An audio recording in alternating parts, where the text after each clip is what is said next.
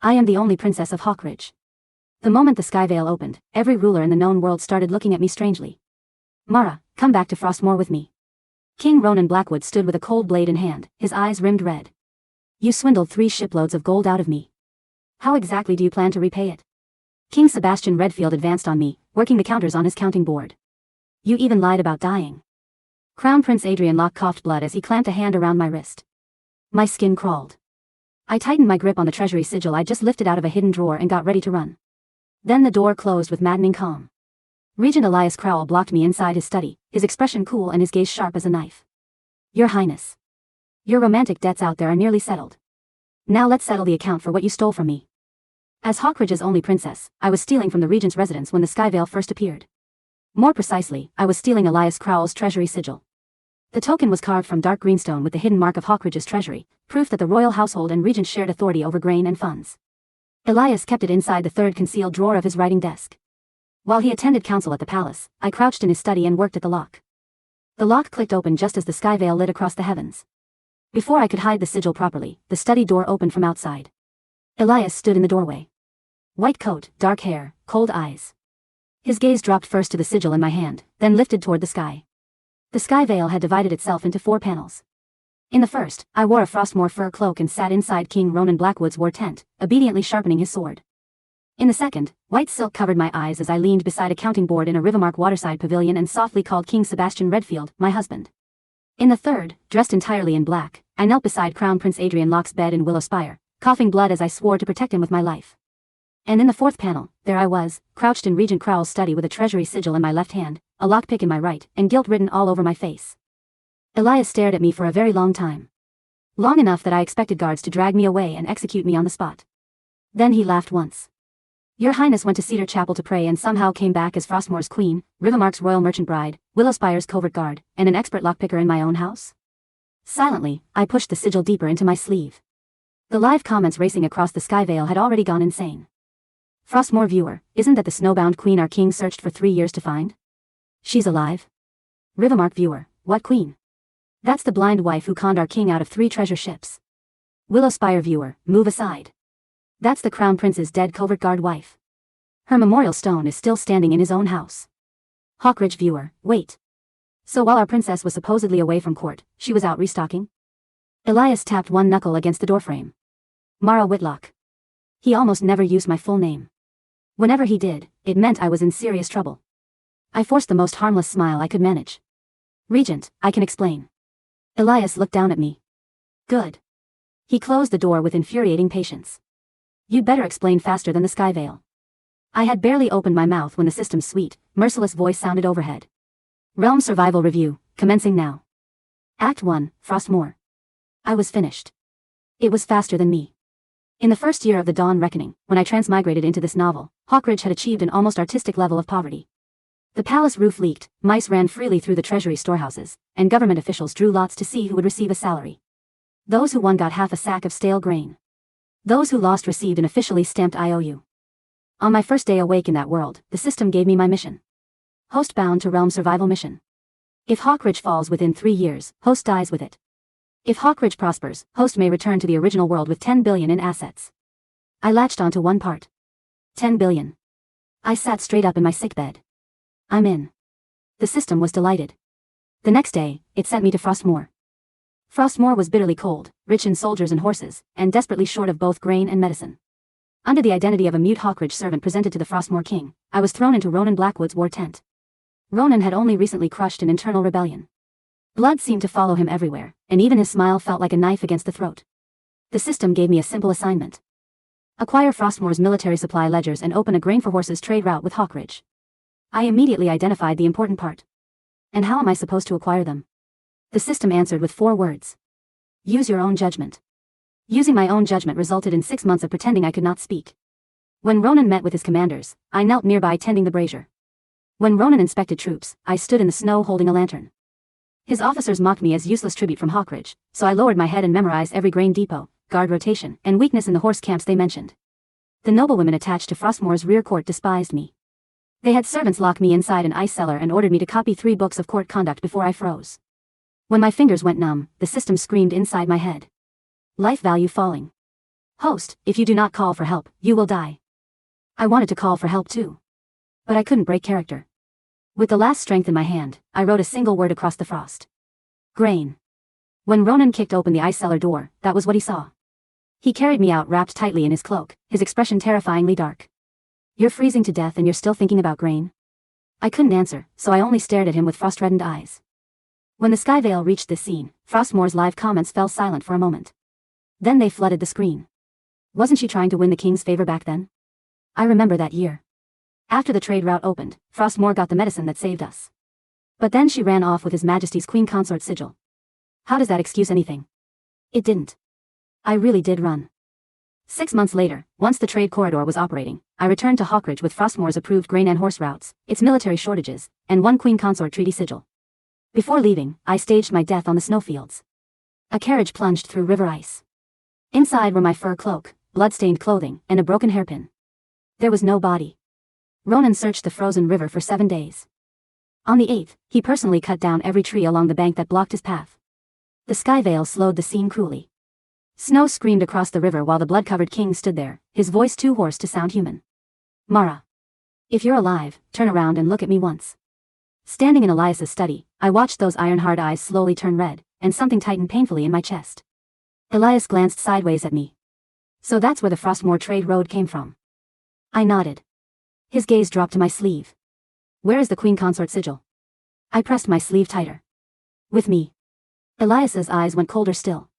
Excellent. Keep watching. Act 2 was Rivermark. If Frostmoor could kill you with a blade, Rivermark could bury you beneath money. King Sebastian Redfield had taken the throne young and controlled the richest river transport network and banking houses in the known world. There were 2 things he hated more than anything. First, people who owed him money and refused to repay it. Second, people who cheated him out of money. Unfortunately, I had done both. When I entered Rivermark, my assigned identity was the blind daughter of a ruined merchant family. The system covered my eyes with white silk and handed me a plotline so melodramatic I wanted to scream. Save the Rivermark king while he travels incognito, enter the royal merchant household as his bride, and obtain the river transit seal. I nearly flipped the table. Can I do this without marrying him? The system was merciless. Insufficient plot points. 3 Hawkridge cities will run out of grain tonight.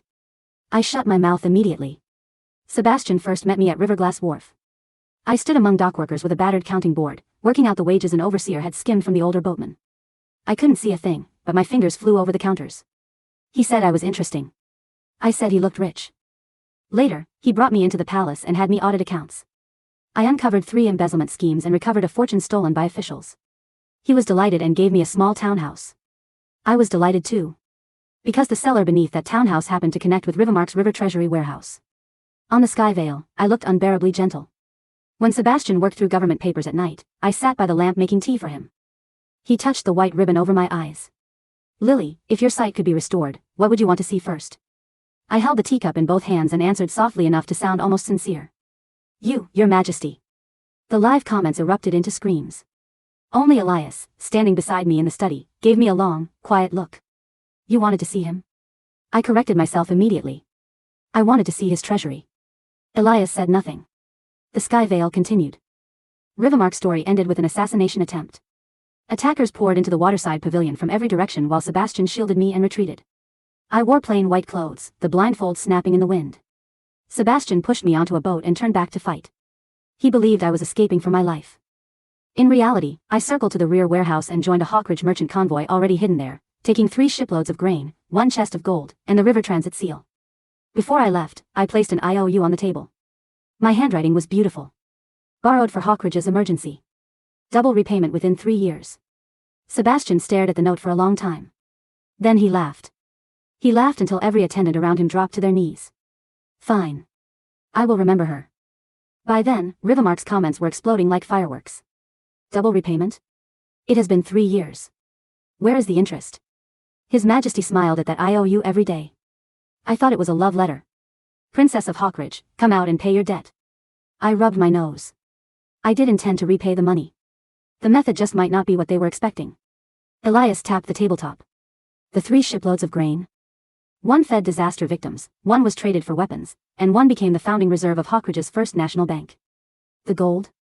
It built 7 frontier granaries. The river transit seal? I pressed my sleeve again. Elias's smile grew colder.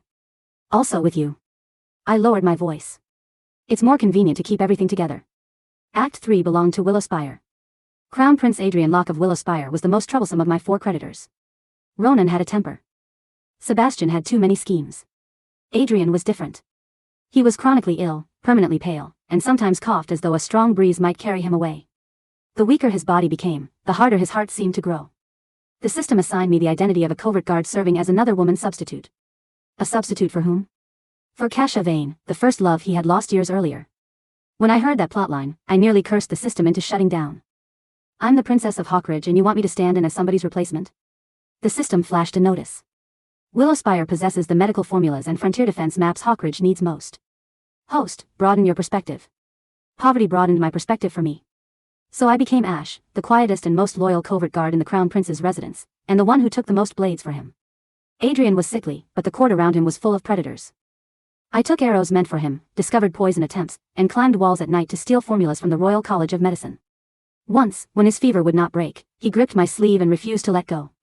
Ash. His voice was rough with fever. Are you going to leave me too? At that moment, I had 3 Willowspire frontier rotation maps sewn into the hem of my clothing. I couldn't afford to go soft. But a heart isn't a machine. You can't switch it off whenever it's convenient. In the end, I only lowered my eyes. Stay alive, Your Highness, and I will stay. By the time the Skyveil showed that scene, half of Willowspire seemed to be crying. Ash. My Ash. The Crown Prince built a memorial for her with full honors. My head hurts. Was she a con artist or the reason he's alive? Both. I had saved Adrian. And I had deceived him. The final chapter of my Willowspire mission was another poisoning. I pretended to have been struck by an incurable toxin and lay weakly in Adrian's bedchamber. He fed me bottle after bottle of Willowspire's restricted medicines. I swallowed while the system scanned each formula. Once the formulas were complete and the defense maps had left the city, I died in his arms. That day, Adrian held my body and coughed until blood covered his palm. On the Skyveil, the young prince's eyes were red and his voice terrifyingly quiet. Issue the order. Bury Ash, covert guard of the Crown Prince, with the honors of my intended wife. The study fell silent. Elias didn't ask again where I'd put the things I stole. Willowspire's medical formulas had stopped an epidemic in Hawkridge. Its defense maps had also allowed Hawkridge to avoid 3 encirclement campaigns. Watching Adrian on the Skyveil, I finally sighed. How is his health now? Elias glanced at me. Still worried about him? I sat up straight.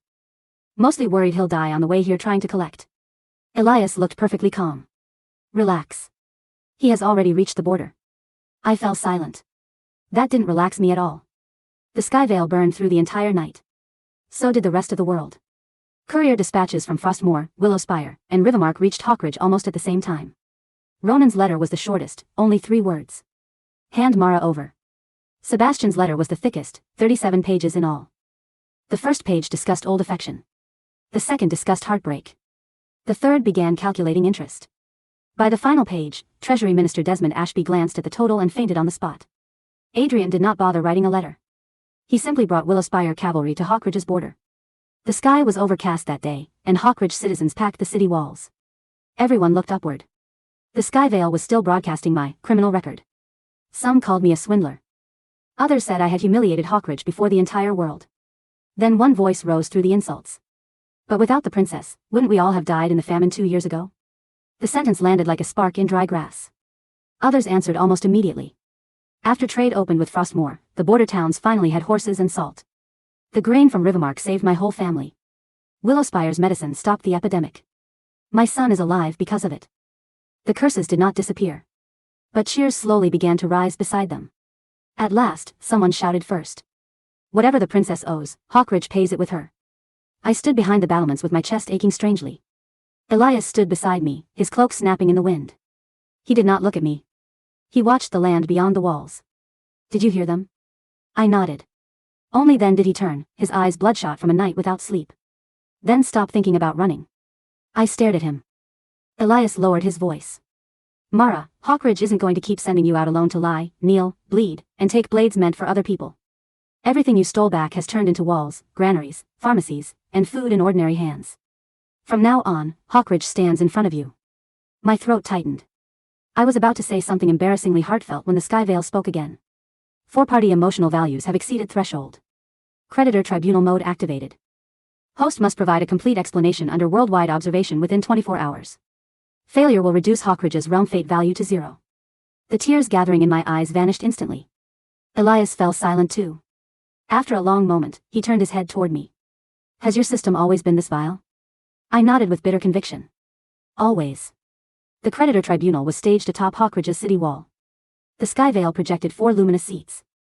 King Ronan Blackwood of Frostmoor, King Sebastian Redfield of Rivermark, Crown Prince Adrian Locke of Willowspire, and Regent Elias Crowell of Hawkridge sat around me. I sat in the center like a fish with 4 knives pointed at it. The system thoughtfully displayed enormous letters overhead. Question 1. Does host admit to deliberately manipulating romantic feelings? I lifted my head. Half.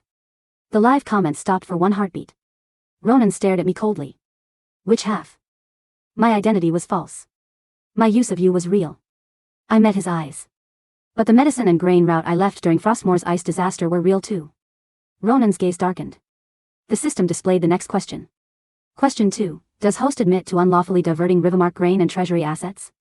Sebastian turned the signet ring on his finger, smiling without warmth. Think carefully before you answer, Mara. I pulled a ledger from inside my coat and placed it on the table. I admit it.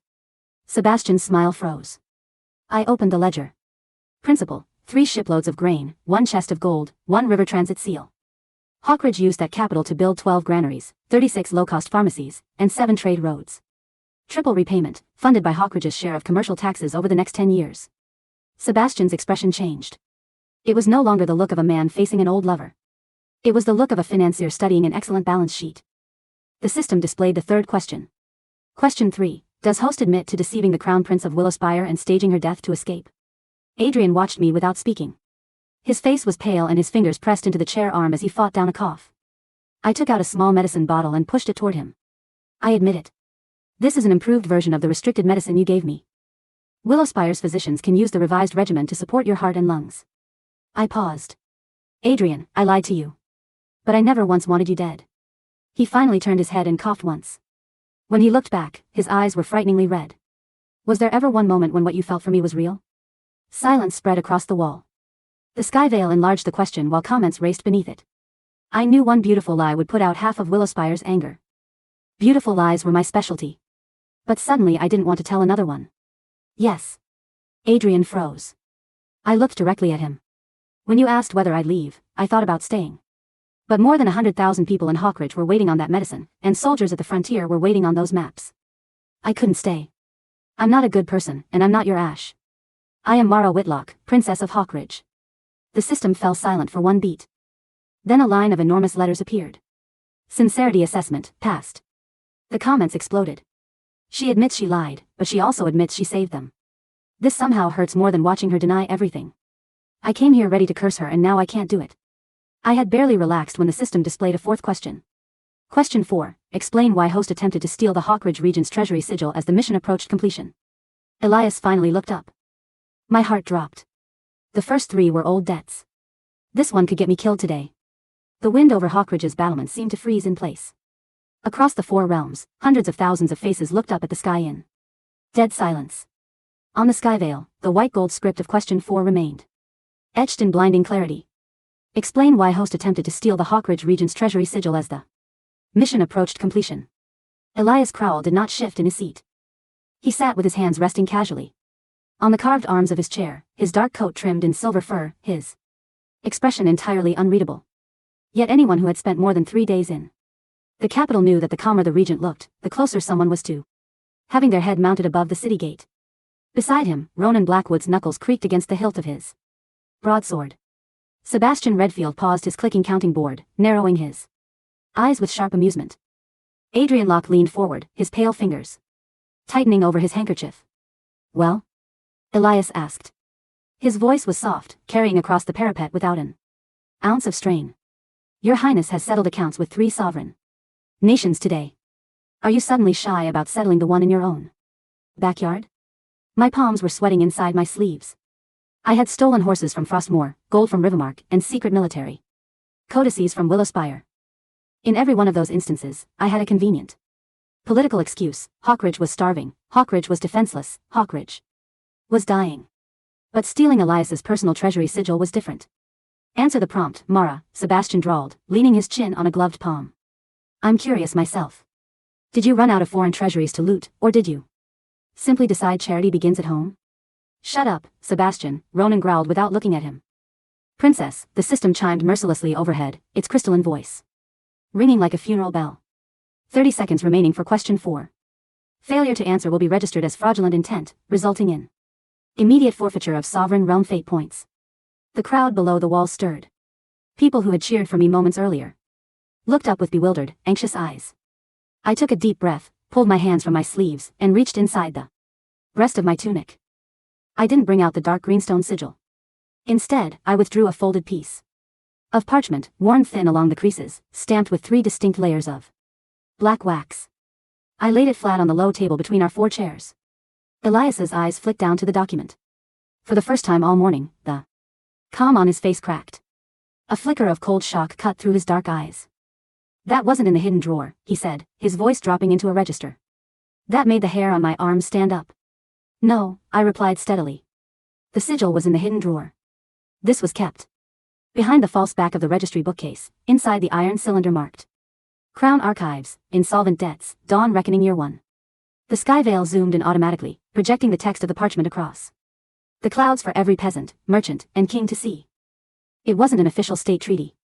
It was a sovereign blood indemnity. The live comments, which had been buzzing with speculation, suddenly froze. What is that? A deed? Look at the seal, that's the seal of the Iron Vanguard Coalition from the Old Empire. Read the clauses. By the gods. I pointed a finger at the first clause. 3 years ago, when Hawkridge's treasury was empty and 3 border provinces were eating boiled tree bark, the Old Empire's Northern Coalition issued an ultimatum: repay the ancient royal debt of 4 million crowns, or Hawkridge would be dismantled, its lands partitioned between its neighbors, and its royal line executed for default. I looked straight at Elias. The royal house had no money. The treasury had 4 bags of moldy oats. So someone had to sign as personal guarantor for that debt to buy Hawkridge 3 years of grace. My voice rang clear across the battlements. The terms of the indemnity were simple: if Hawkridge could not clear the debt in 3 years, the guarantor would surrender their entire ancestral estate, their clan's military titles, and their own life to the imperial executioners at the border. I turned the parchment toward the other 3 rulers. The signatory wasn't the late king. It wasn't me. It was Regent Elias Crowell. A sharp intake of breath rippled across the wall. Sebastian Redfield's easy smile vanished completely. He picked up the parchment, his mercantile eyes scanning the figures and seals in seconds. When he looked up at Elias, his expression was entirely devoid of mockery.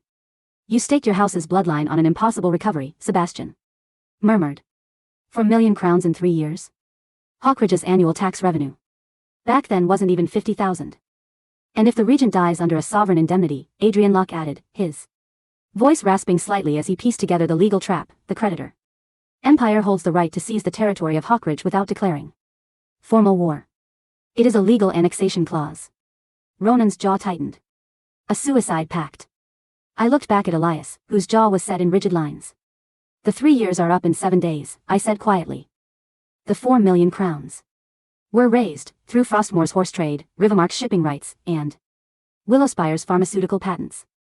Hawkridge has the funds to settle the Empire's bond. But the indemnity clause had a hidden hook: the repayment can only be authorized and dissolved using the combined seals of the sovereign and the regent's private treasury sigil. I met Elias's gaze. You knew that if you handed me the sigil, would discover the indemnity clause. You intended to take Hawkridge's repayment funds to the imperial border alone, take full legal blame for the illicit foreign trade routes I established, and let the Empire execute you so Hawkridge's slate would be wiped completely clean of imperial entanglements. The entire city wall was dead silent. I didn't steal your sigil to rob Hawkridge, I said, my voice shaking slightly. Despite myself. I stole it because I was going to use the royal authority to annul your indemnity, transfer the liability entirely to my name, and pay off the imperial envoys before you could martyr yourself for my mess. The Skyveil hung in the sky, completely motionless. Then, the system's text flashed across the sky in brilliant, iridescent crimson. Question 4: Sincerity Assessment, 100% verified. All creditor inquiries completed. Host's Realm Survival Review, passed. Before anyone could speak, a second notification detonated across the heavens. Condition met, sovereign prosperity achieved. Hawkridge sovereign realm fate stabilized at 100%. Initiating final host settlement, option selection protocol. The 4 luminous chairs vanished, dissolving into streams of light that scattered against the stone ramparts. The Skyveil did not disappear. Instead, it split the heavens in two, displaying an interface that only I, and now, the entire watching world, could read. Protocol 01, the Grand Withdrawal. Host Mara Whitlock may immediately exit the narrative world. Reward, 10 billion standard currency units deposited in hosts. Original world account, permanent physical immortality, full severance of all transmigrator soul bonds. Note, upon exit, all memories of Mara Whitlock in the minds of the target rulers will be systematically cleansed to prevent structural realm destabilization. To them, Hawkridge will simply have been saved by an anonymous miracle of statecraft. Protocol 02, sovereign abdication of exit. Host permanently forfeits the 10 billion asset package, revokes transmigrator status, and remains bound to this world as the sovereign of Hawkridge. Mortality risks, diplomatic consequences, and geopolitical fallout will apply in full. Departure countdown, 60 minutes. The live stream exploded. 10 billion? What kind of fortune is that? Memory cleanse? If she leaves, they won't even remember she bled for them. Wait, she isn't even from our world. Look at King Ronan's face, he looks like he's going to tear the sky in half. The text had barely faded before the sound of steel leaving scabbards rang out along the wall. Ronan Blackwood was on his feet. The heavy northern broadsword at his hip was out 3 inches, the cold steel gleaming under the overcast sky. Memory cleanse? Ronan's voice sounded like stones grinding together.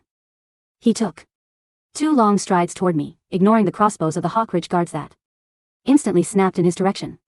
You spent 6 months in my tent, stole my treaties, faked your death in my river, and now you plan to push a button and erase yourself from my head? Ronan, I started, taking a step back. Don't Ronan to me, he snarled, his eyes dark with a mixture of fury and raw terror.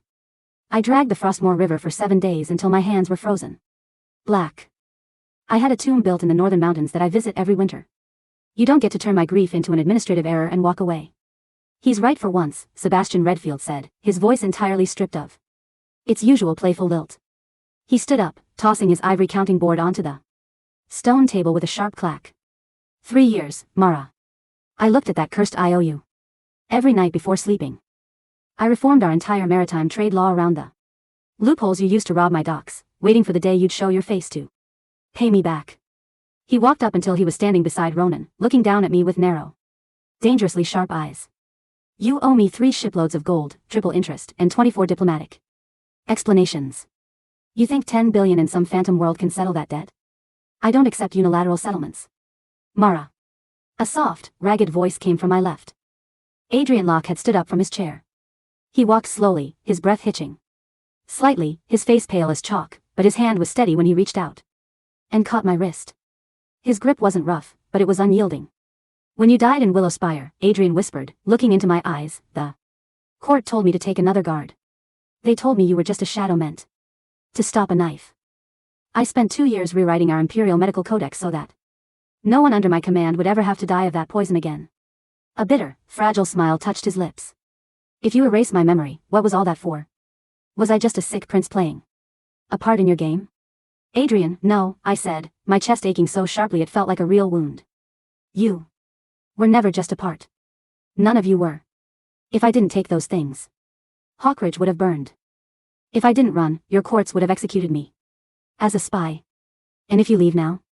The voice came from behind me. Elias Crowell stepped between me and the edge of the parapet. He hadn't drawn a weapon. He didn't have to.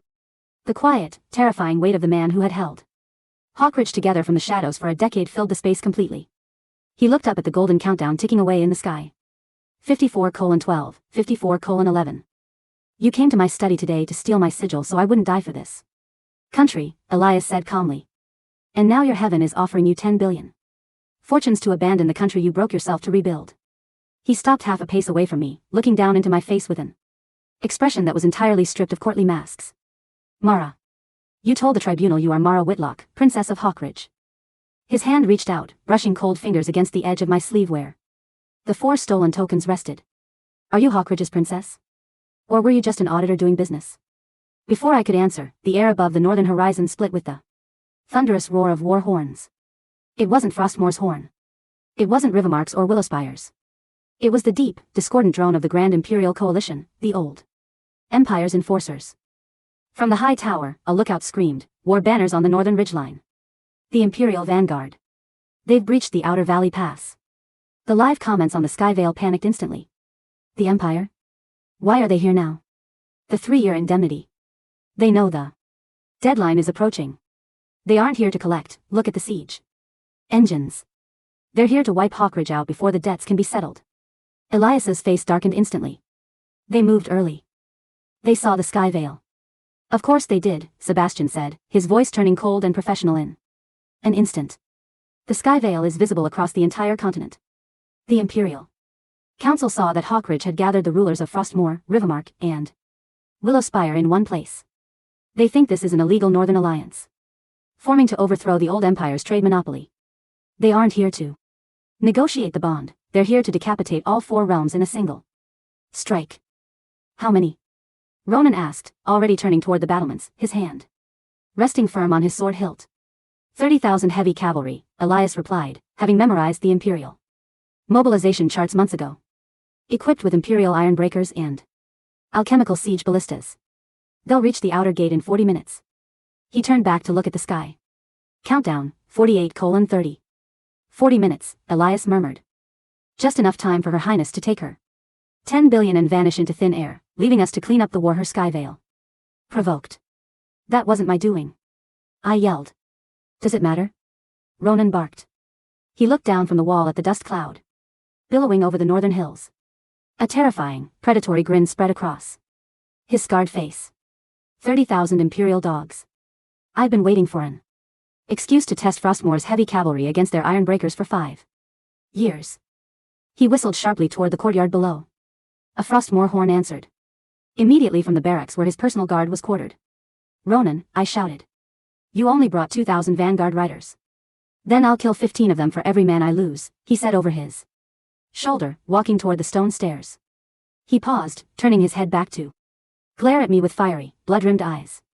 Stay on this wall, Mara. If you dare disappear before I finish cutting down their Vanguard commander, I'll find a way to drag your ghost back from whatever world you ran to. Barbarian, Sebastian muttered, already pulling a series of encrypted wax cylinders from his coat. He handed them to his personal courier. Send word to the Rivermark Naval Flotilla stationed at the Riverglass Estuary. Order them to advance upstream immediately. Deploy the river cannons along the northern flank. And cut off the Imperial retreat routes. He looked at me, tapping his fingers against his sleeve. Hawkridge's new national bank owes me 3 million crowns, Mara. If the Empire burns this city down, my investment turns to ashes.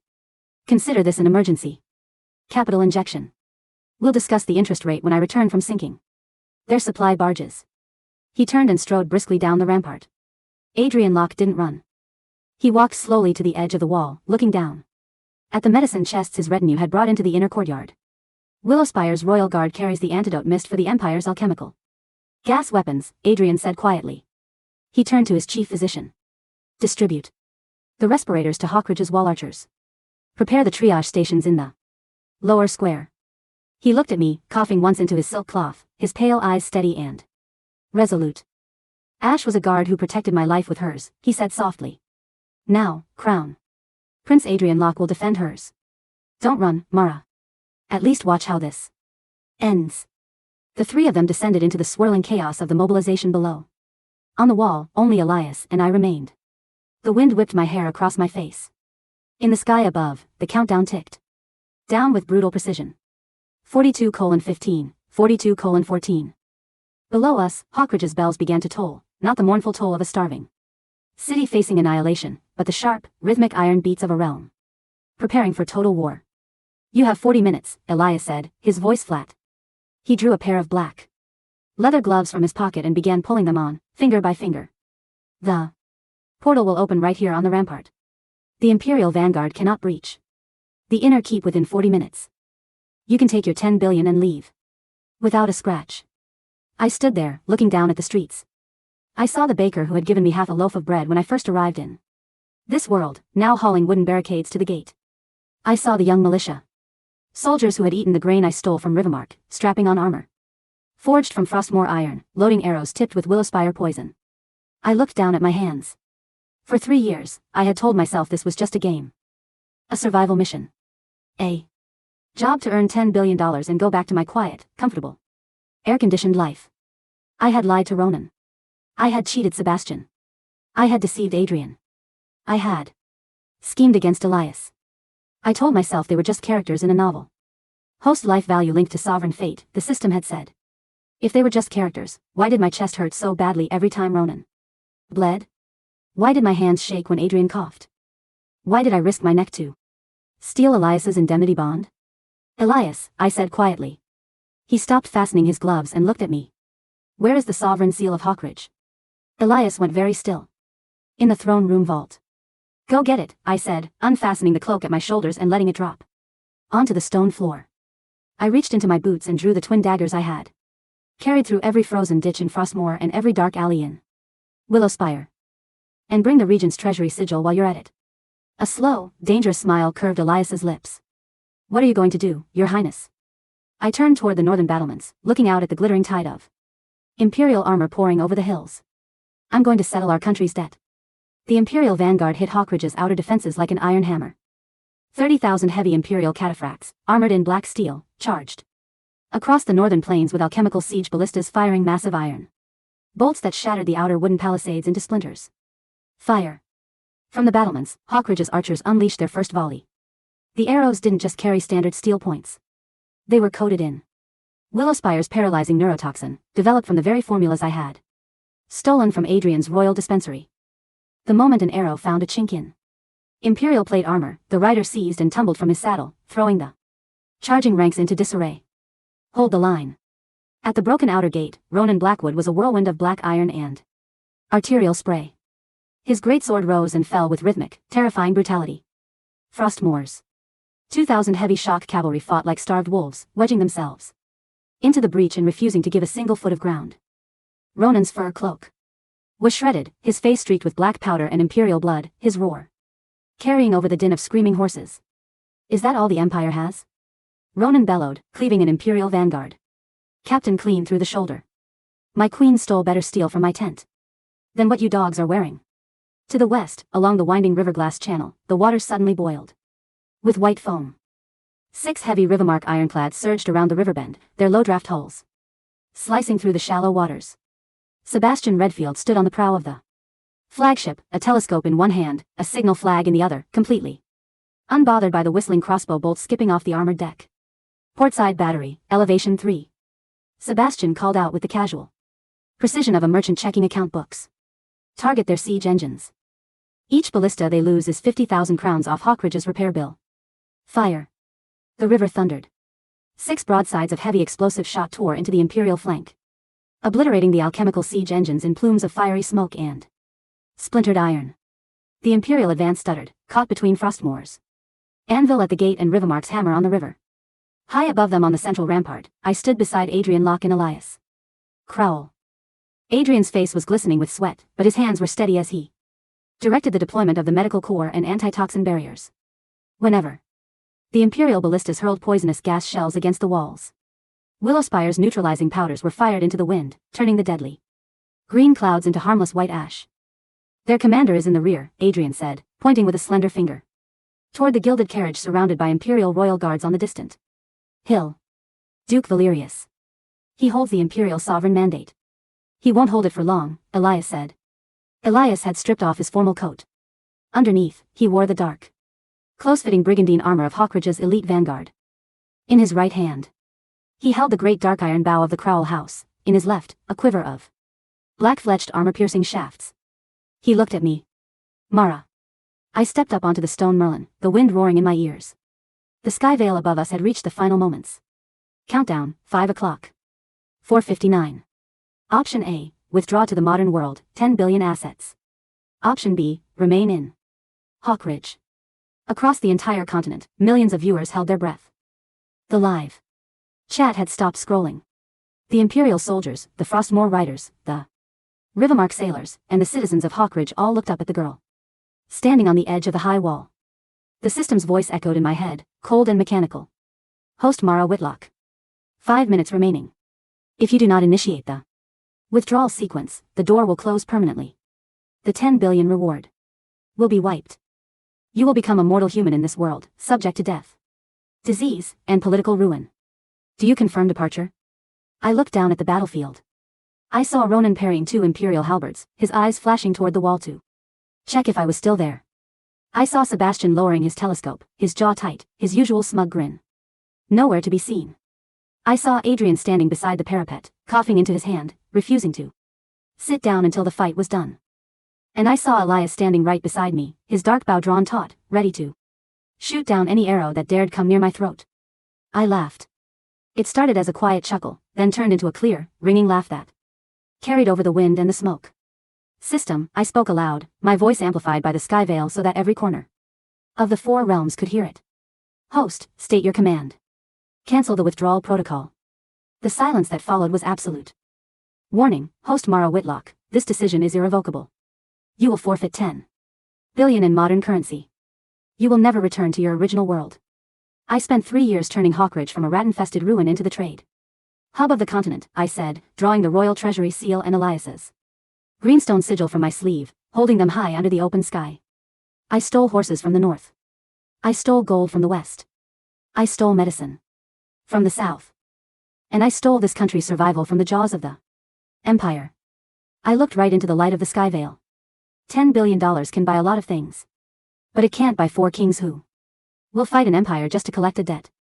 I slammed the 2 seals together against the stone altar on the wall.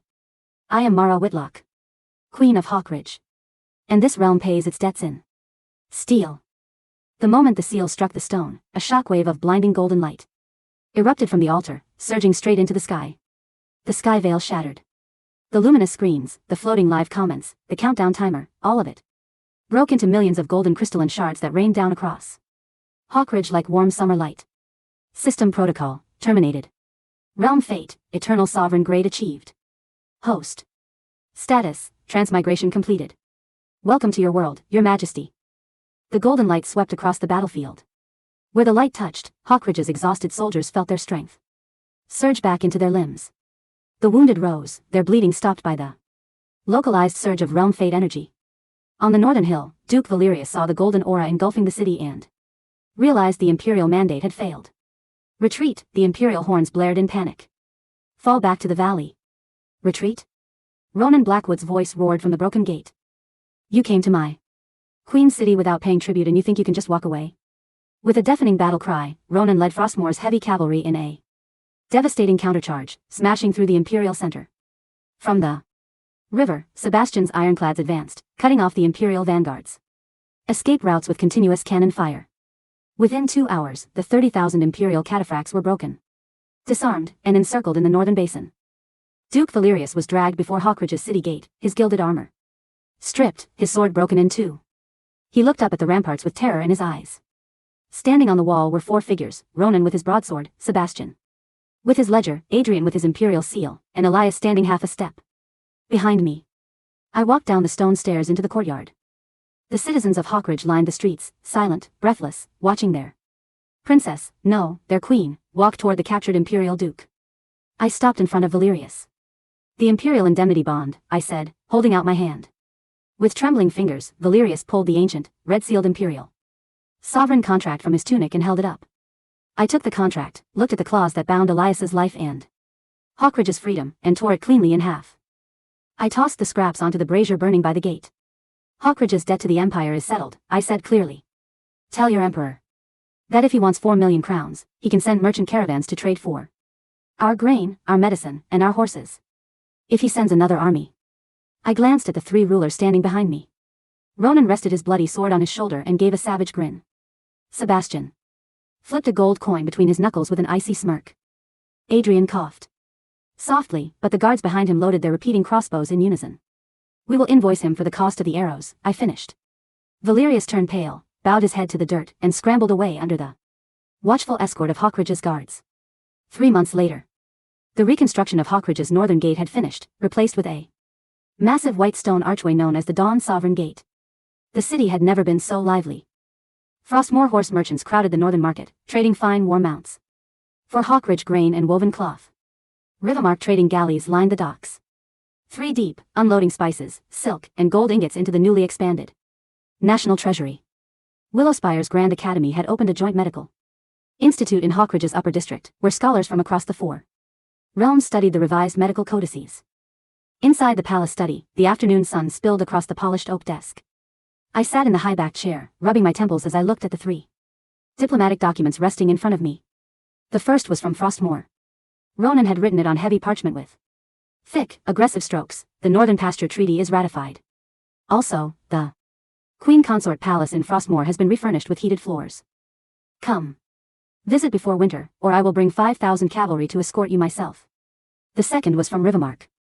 Sebastian had attached an exquisite jade counter to his 30-page trade agreement, Hawkridge's first quarter commercial. Dividends have yielded a 40% surplus.